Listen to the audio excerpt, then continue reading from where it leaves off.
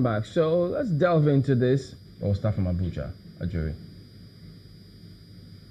Chamberlain, and welcome to our Abuja studio. An interesting conversation this morning concerning very interesting developments in the nation's political space. And with me to discuss them are two gentlemen, Mr. Segun Sowunmi, who is the spokesman of the Alhaji Atiku Abubakar for President campaign, and Mr. Alwan Hassan, who is a member of the governing All Progressives Congress. You're very welcome to the program this morning, gentlemen.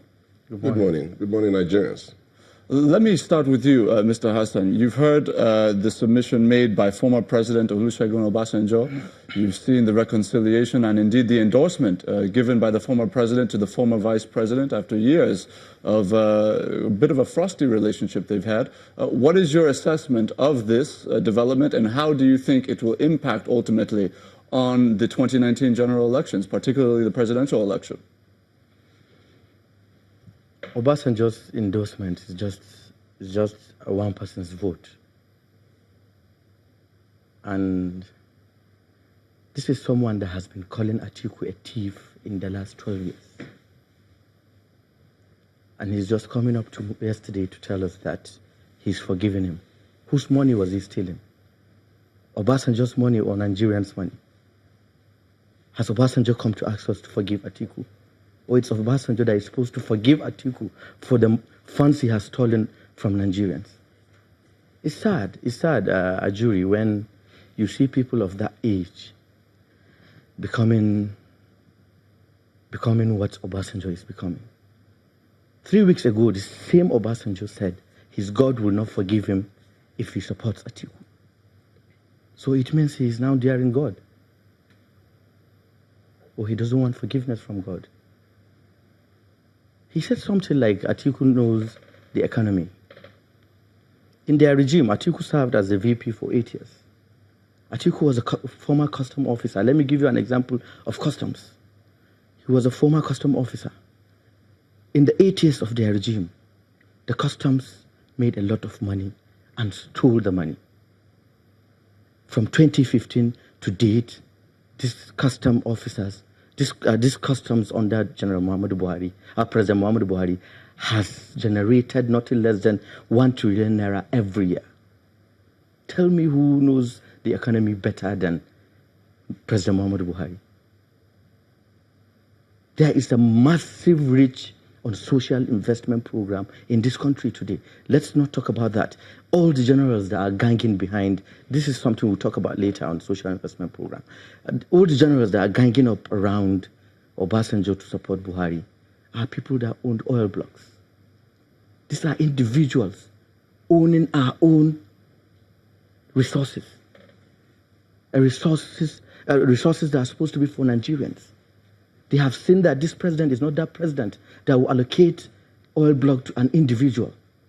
First of all, our constitution says, the beginning of our constitution says, we the people.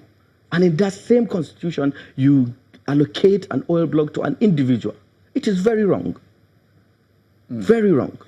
Mr. Sowunmi, I'm going to bring you in here because he has made quite a heavy submission this morning. And I want to ask you, in view of what transpired yesterday with the endorsement of former President Obasanjo, what do you believe the implication is of that development on the elections? Leaders are like pegs that signpost on behalf of nations the direction to follow. As mountains are pegs on earth, so some leaders are. And among the leaders that you can say are the alter egos of nations, Obasanjo and the people that my friend disparaged are part of them. What has happened in Abeokuta yesterday is significant on many levels. It's not just former President Obasanjo that was tactically or outrightly endorsing His Excellency Atiku Abubakar. They are the leaders of the opinions of the faith as well. Are the leaders of the political processes of regions as well. Why and what has brought all of them together, and why is the need for them to now endorse Atiku? It is simply because they have a duty from time to time in termed democracy to look at how the nation is doing, figure out whether they need to continue or if the nation has gotten to a point where everybody must drop everything that divides them and unite together to get a rebate for that nation, they must try to do that.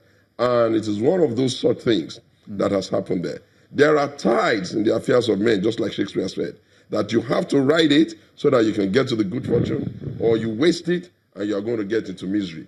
Fact of the matter is that His Excellency, the former Vice President, without a doubt, has been in public space for a while. Vice President, out of public space, trying to contest and become president of the country a couple of times, putting up his ideas in public space. And what we see is that every time when he's on the other side of the people that have benefited from either his goodwill or his political sagacity or his endorsement, they come up with the argument that they hitherto agreed that it was mischief. The same APC and their followers who now say Atiku is corrupt, Atiku is this, Atiku is that. We have enough testimonials from them when their leaders will say things like, oh, this is the best man that can lead the country, when their leaders will say, oh, what a fine gentleman of a specimen of a statesman, when their leaders will say, oh, this is just malice and contrived, hypocrisy on the... So we know that in politics, there is always a tendency for doublespeak. But when you get elevated to the level of leadership, you must always ask the question, are you going to become a nation that single-handedly and deliberately insists on shaming everybody in your nation just because you wish to say, for lack of better things to talk about, that one man is good and not just one person is bad. Every other person is bad.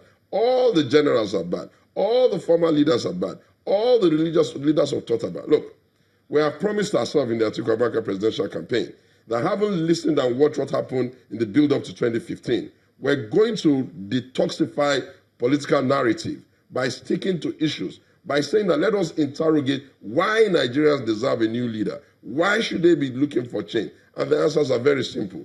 The issues that confront this country today can be put in about 4 blocks or thematic heading, if you like. The first is that we're a very young population. We could double our growth, and we're being told we're the most miserably poor nation in the world. That means we'll have a serious unemployment issue. You need someone who can create jobs to be in charge so that you can start to reverse that. Atiku can create jobs.